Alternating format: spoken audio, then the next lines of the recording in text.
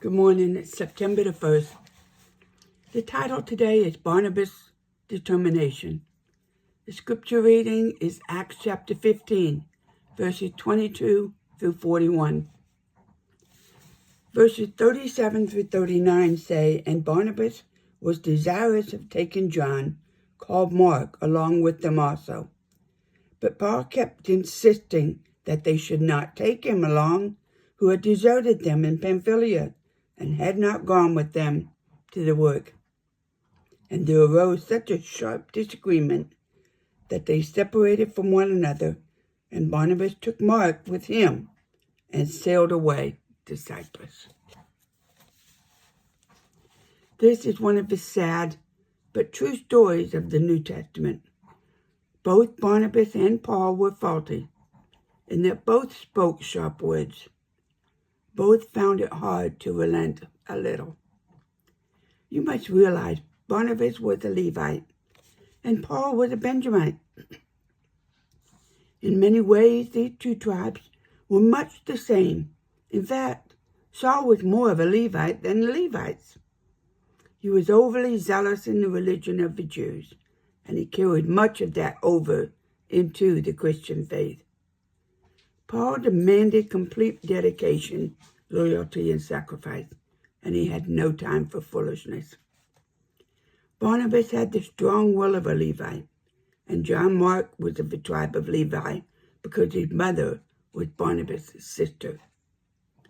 Up until then, Paul's strength made most of the decisions. But when Mark came back on the scene, the united strength of the two Levites, Barnabas and Mark, was too strong for Paul to influence Barnabas as he had previously. So nothing could move Barnabas' determination. Often, two dear friends who get along beautifully for years are parted when a third person influences the one who has the subordinate position. At that time, the one who did the leading finds himself losing that flowing together, that beautiful oneness. This is a very painful experience.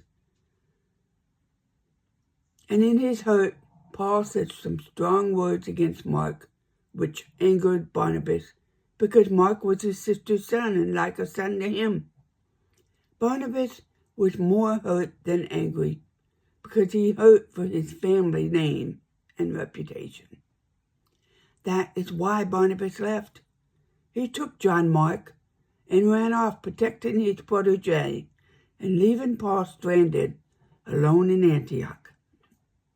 Paul waited upon God because he needed a partner. The Lord gave him Silas, and he had the recommendations and the blessing of the church as the two of them began Paul's second missionary journey. Now there were two teams. I used it for good, but it had been a painful thing for Paul. I pray for anybody that's been in that situation. It is hard, but with God's help, we can get through it. See you tomorrow.